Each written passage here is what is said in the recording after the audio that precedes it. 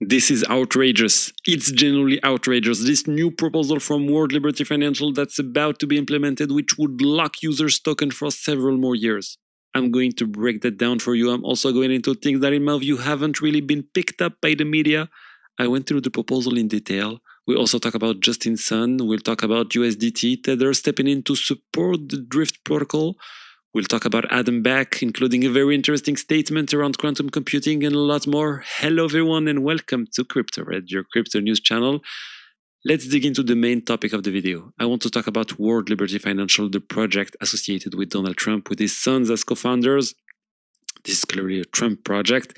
The Trump family has already made hundreds of millions of dollars from World Liberty Financial, possibly even more than $1 billion. They made a lot of money from this. And just to remind you how it started, there was an ICO that was struggling to sell out right before Donald Trump's election. Justin Sun stepped in to support that ICO with $75 million. After that, a lot of investors came in. Then Trump got elected, which boosted everything. The meme coin narrative, the Trump meme coin, the hype, everything around it. And WLFI ended up doing quite well. From the project's perspective, the ICO was a major success. There was a lot of money, and a large portion of those funds ended up with the Trump family. Now, regarding the token, everyone who invested during the ICO only received around 20% of their token to sell at launch, when the token launched. The remaining 80% has been locked ever since. So people have been waiting and waiting. This is some invested in October 2024. This unlock never happened. And now there's a new proposal on the table. In my opinion, there's no doubt it's going to pass because we all know who holds most of the tokens, who has the voting power and so on. So I don't really see a scenario where it doesn't pass. Now let's look at what the proposal actually says. At first glance, it sounds reasonable. The early participants, the team behind World Liberty Financial, the advisors, including the Trump family, would have their token locked for 2 years, followed by a 3-year linear unlock. So overall, a 5-year schedule. On top of that, 10% of their tokens will be permanently locked or burned, which will reduce the supply of the token. And if you read that, you say, okay, that's not too bad. But here's where it becomes a real problem. The people who invested during the ICO, they also get locked. They get locked for 2 more years, starting from when the proposal passes. So not from now, but from, starting May or in a few weeks when the proposal passes. And I don't think people fully realize what that means. So they're locked for 2 years, and then they also they will start receiving the token linearly during 2 more years. So they will have to wait 4 years total to get their token. But what you need to understand is that we're now in April 2026. Tokens are still locked, and there's already about it's been a year and a half since the sale began. And people are going to wait another 2 years on top of that. So you get 3.5 years total lock. And after those 2 years, you get finally the 2-year linear unlock. So in total, we're talking about 4 more years from the moment this proposal passes before investors fully get access to all of their tokens. 4 years, that's massive. And here's the key point. In about 4 years, we're basically at the end of Donald Trump's presidential term, which means the majority of tokens will only be unlocked after his presidency is over. But the entire premise of this token was to benefit from Trump being in power, benefiting from his influence, his visibility, the hype around him. So what's the logic here? More than 2/3 of the token will be unlocked after Trump is no longer president. It doesn't make sense. And on top of that, the lock period is simply way too long. Honestly, for investors, this is a disaster. Now, here's something more subtle. I haven't seen really discussed in news in the media. How is this actually going to be implemented? There's going to be a vote on the proposal that will likely pass. Then there will be the implementation phase. And at that point, user will have a 10-day window to accept the new terms, to accept this new vesting schedule. And this is important. I'm not talking about the vote itself, I'm talking about the acceptance window. Because technically, users are given a choice. They can accept or not accept the new term, this new vesting schedule, 2 years plus 2 years. If they accept, then they're locked into the 2 years plus 2 years that I just described. But if they don't accept, well, we just stay in the current situation and they keep their token locked anyway forever. So let's be honest, that's not a choice. Calling that a choice is ridiculous. There's no real choice here at all. It's just a way to lock people's fund for a long period of time, especially for anyone who doesn't vote within those 10 days, this acceptance window. Maybe some people will be traveling, or I don't know. Well, they will have their fund locked if they're on vacation, if they don't have access to their wallet, if they don't see the proposal, if they don't watch this video. Subscribe if you're new to be on top of that, and be warned when there's new updates about this topic. And so yeah.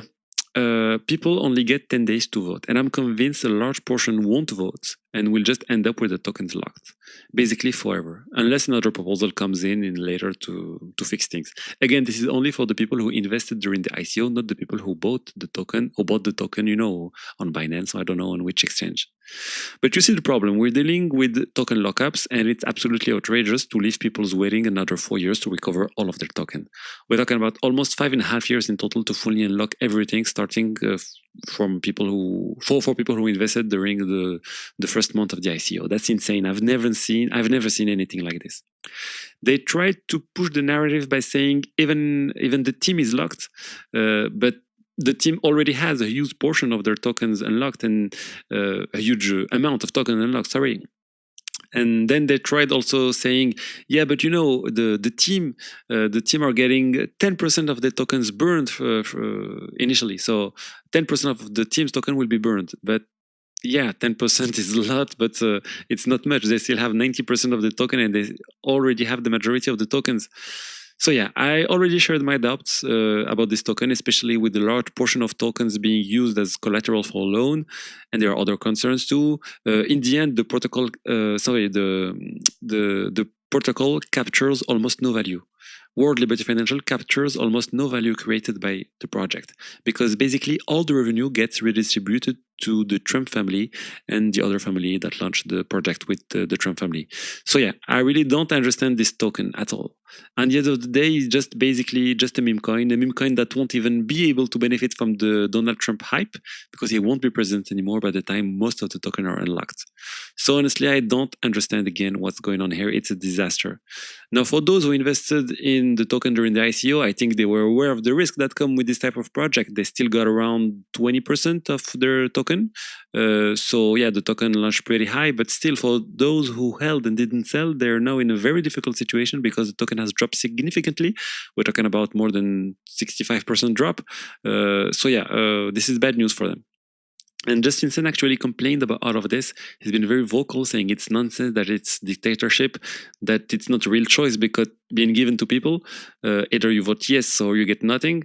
And yeah, honestly, I agree with him on that point. And on top of that, his own token are already locked. So yeah, that's what I wanted to say regarding World Liberty Financial.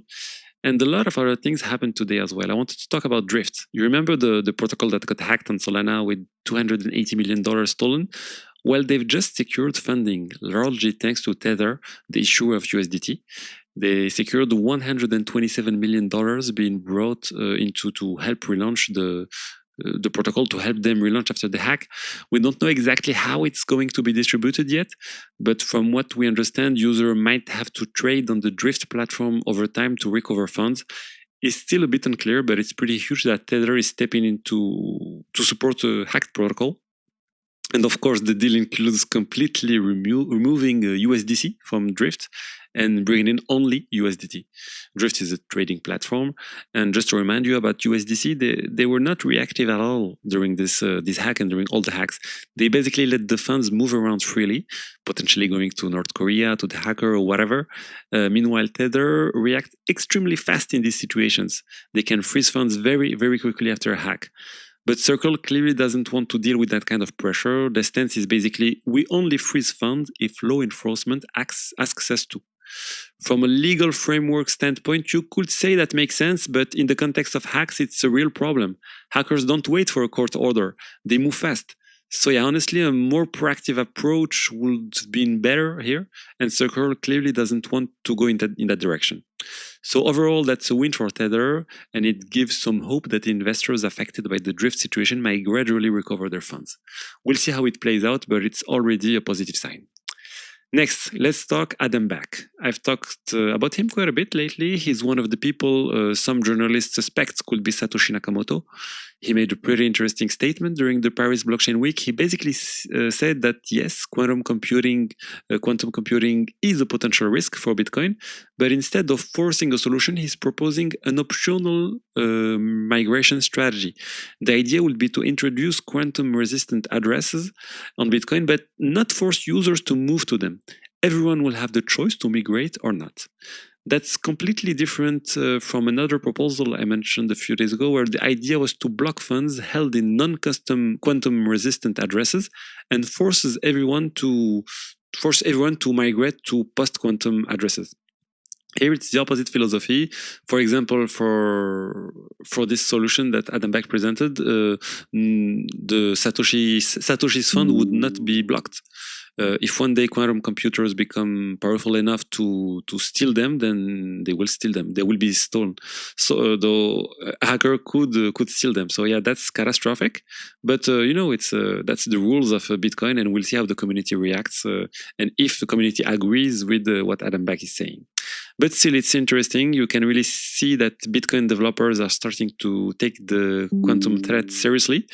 The market is clearly concerned about it, and we're seeing actual solutions being proposed. So yeah, I think it's good. Now, moving on, I also wanted to talk about Hyperbridge. The hack that happened, that more than 1 billion Polkadot were minted. At first, we thought it was only $250,000 hacked, but according to Hyperbridge, it's actually 2.5 million, so 10 times more than initially reported. And just to be clear, that wasn't the hack of Polkadot itself, it was the bridge, basically the infrastructure connecting Ethereum and other chains. It also involved networks like BNB Chain and Arbitrum, so yeah, it's a pretty significant exploit. And quick AI update, not crypto, but still worth mentioning. Opus 4.7 just dropped for users on Claude Code and Claude. So from what we're seeing, it's even more capable than 4.6, of course. It performed very well in benchmarks and overall looks solid. It's still below the internal Mythos model. The one is considered extremely powerful and hasn't been released, but they keep teasing it.